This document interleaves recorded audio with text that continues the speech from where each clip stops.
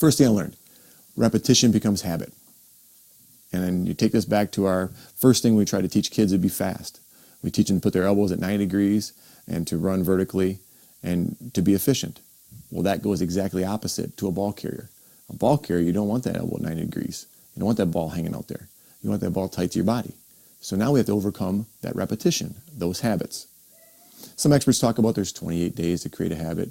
I tell the guys that I've worked with, from the NFL down to the youth, just do it every single day as much as you can, as often as you can.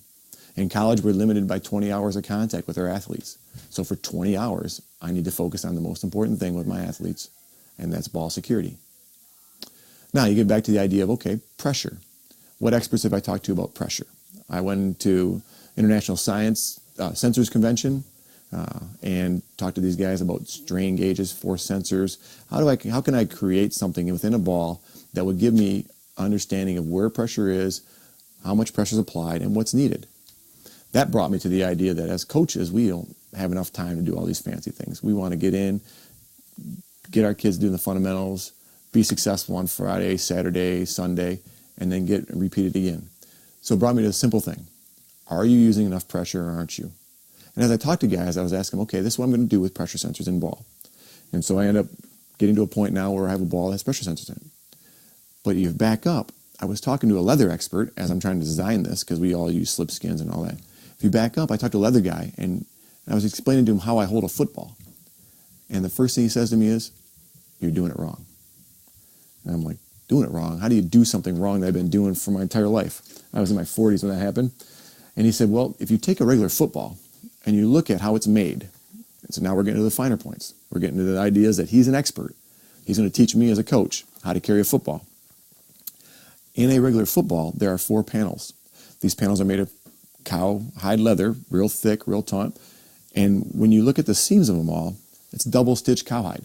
That is what he calls a spine of a football. It is the most strong, durable part of a football. You cannot compress a football on the spine, on the double-stitched cowhide. He says, son, it just won't happen. And he goes, actually, what it's going to do is it's going to pivot. And I said, pivot? And then I started looking at, okay, what does that truly mean? If I'm going to compress and hold a ball high and tight, or just tight to my body, whatever verbiage you use, chin the ball, whatever it is, if I'm going to hold it in place, I surely can't have it pivoting. So as I talked about it, it's like, okay, pivot your body. If you hold it to your body and you do this, I would suggest you take one of your footballs, regulation pressure, not the New England Patriots version, and hold it with the seams right to your body. Whether you're a one finger, we'll get to that, or your split finger, or your cup, whatever you are currently, we'll talk about that. But take it and hold it so that the seam is to your body, and then just try to compress it, and you'll feel that thing he's talking about, that pivot. That ball is strong. And then if you add a solid surface like a shoulder pad or everything, it gets even worse because you cannot compress on that actual double-stitch cowhide. And so you actually almost weaken your own hold, not even knowing it. That was step 1. Step 2 was talking to the guys about, okay, we all said 5 points of pressure, 6 points of pressure, 3 points of pressure, all these different things. We now talk about equal distribution of pressure. Because if you're going to compress something, you have to put equal force on it in order to keep it in place. And that gets to the hold. You'll see guys who, our quarterbacks, when they talk, we try to overcome it left and right, because they'll go from here and they'll tuck and they'll actually be here. And this is called ball exposure. Then the other guys, running backs, that will feel more comfortable covering the tip. And then once again, we still have ball exposure. Then you get guys who actually grab the tip. And when you grab the tip, you actually don't even realize that you're now exposing the other tip. So what we've found through our studies of pressure and equal distribution of pressure, we now talk EDP, equal distribution of pressure, and then we talk about surface area contact. Most fumbles occur when the ball is exposed and there's not enough pressure on the ball, and therefore the pressure being placed upon it dislodges it. So what we teach based upon the experts of pressure and the equal distribution and habits is we now teach a split finger. And so I would suggest you teach your kids, I do this every spring and fall with all my new kids, and I come up to them and I take them and I just very simply say, okay, you see this X here? That allows you, when you put an X between your first finger and your middle finger, you now get off the spine of the ball. You are now on the panels. You can compress a regulation football without, you can hold it tight to your body without it moving when you are on the panels. That is equal distribution of pressure, because now, if you look at my hand, I have more on this side. A thumb is pretty strong. It's worth about 2 fingers in terms of strength. And I got 3 over here. So we're at about a 50-50 distribution of pressure onto the ball. And also you look at the surface area you come. When you put it on the side of there, you now place your forearm, which is your largest part, against the body. You're now covering up as much as possible. We talk about owning the football. Who owns the football? You or the other person? When they're coming in to tackle you, is that ball off to the side? Is it like this? Do they see all that ball? Are they going to expose that area and go for that exposed area?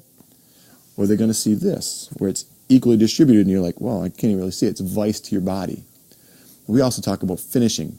And the finishing, I bring that up at the beginning because it actually talks about where the gaps are. We finish across here, across the forearm. We drive our wrist to our body because that closes one of the gaps that people don't even realize exists. I was talking to Rod Woodson, the famous defensive back from the Pittsburgh Steelers. Amazing gentleman, unbelievable athlete. He would diagnose a runner's hold before the guy even came through the line, and he knew that's where he would attack. He talked about gaps. He talked about as soon as he sees a guy over top the tip, he goes right to the gap that exists in his wrist. And as I spoke to him, it just reaffirmed to me what the other experts who hadn't placed, their skill set into the actual dislodging of a football like he has over the history of the NFL. But he was very aware that he could see where the ball weakness was. If you watch some of the current guys like a Josh Norman, as he comes in there, he doesn't even try to attack the ball carrier. He attacks the ball. He can analyze the carrier as he's approaching the line of scrimmage and how he's going to actually dislodge the football. It's an amazing skill, and it's one that's honed over time. But it all comes down to the points. When people talk about points of pressure, points denote gaps, and gaps denotes weakness. As we progress through to the ball of high and tight, the ball will teach the proper technique of closing the gaps, your wrist to your body and your elbow to your body. Therefore, owning the football, having the most surface area contact, SAC, SAC, and the best equal distribution of pressure. When you do that, the ball will give you an audible cue, called a beep. Or as Jason Garrett would say, the Dallas Cowboys, make that ball sing.